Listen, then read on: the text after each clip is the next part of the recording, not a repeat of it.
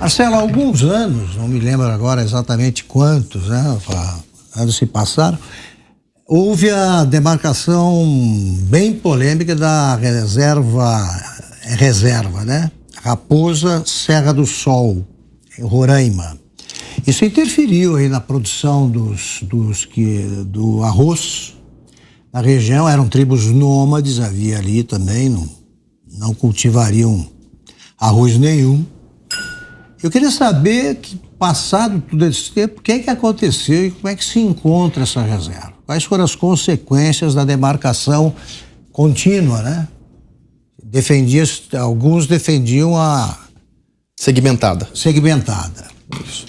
Augusto, olha só, essa demarcação como foi feita lá, sem nenhuma perspectiva para aquelas populações, levou ao maior grau de miserabilidade possível, né? Então nós tiramos a atividade que havia lá. Os arrozeiros. Exatamente.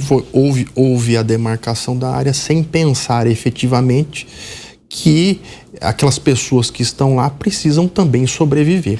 Uma área totalmente antropizada, em que a caça e pesca é muito escassa, né? E que aquelas pessoas precisam efetivamente desenvolver algum tipo de atividade, se assim desejarem, né? Então, a Raposa Serra do Sol levou a um tremendo desastre social. É uma área enorme. Muito ruim, né? E o pior, esse tipo de antropologia que nós tínhamos lá atrás, de cunho marxista, trotskista, e na estatização de áreas, isso é muito prejudicial para o Brasil. Por quê? E você vê o caso de algumas áreas indígenas que foram demarcadas, você tem antropólogos vinculados, inclusive, a partidos políticos, né?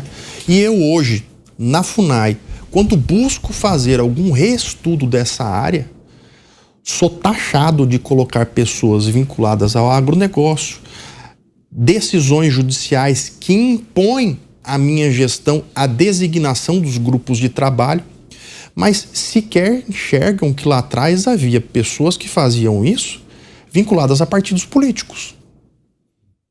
Isso é muito triste e eu não sei até onde vai esse ativismo judicial e de algumas entidades que insistem em atacar a FUNAI. O nível de beligerância que eu enfrento hoje, Augusto, é desumano. Essas instituições deveriam estar atuando em conjunto e não buscando a divergência como fazem reiteradamente. E eu devo registrar aqui que foi uma decisão do Supremo. E eu sempre digo, Marcelo, não é você que está dizendo, sou eu.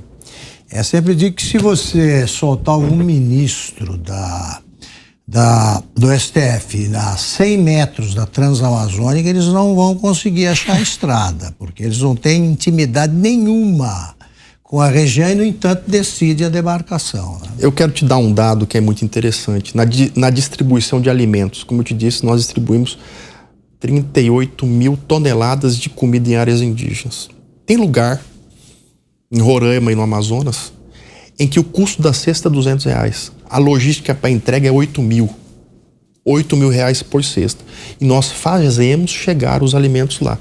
A dificuldade para se fazer chegar comida em determinadas áreas é muito grande, porque a logística é diferente.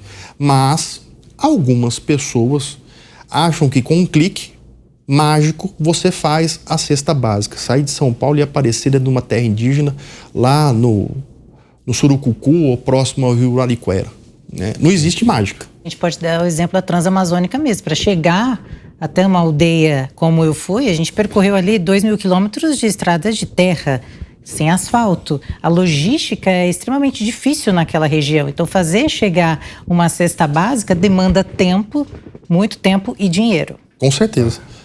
Leandro. Marcelo, então, qual recado você gostaria de dar aos ministros do STF?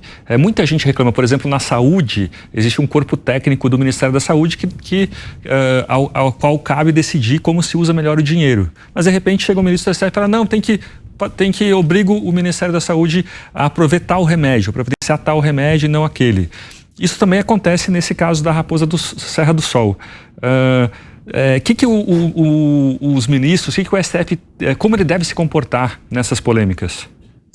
Não só nessa questão, mas eu acho que, por exemplo, a constituição de grupos de trabalho, a obrigação de que a FUNAI constitua A ou B também é muito ruim, né? Dentre outras temáticas que nós temos lá, como, por exemplo, confundir meio ambiente com questão indígena e não deixar o indígena ser o próprio protagonista. Eu acho que é o seguinte, a política pública, ela deve ser do executivo. A partir do momento em que você transfere essa política pública para o judiciário, dada a finitude dos recursos orçamentários, isso é muito ruim, porque o Poder Judiciário não tem o controle sobre as verbas públicas. E você gera aí um problema grave para empenho dessas despesas, né? Então, o controle da política pública deve ser mantido com o Poder Executivo e não com a transferência para o Judiciário. Nós temos várias críticas a esse neoconstitucionalismo aí. Tem professores de escola, como o professor Manuel Gonçalves Ferreira Filho, Ives Gandra, né? É dessa transferência que ela é muito ruim na tripartição de poderes.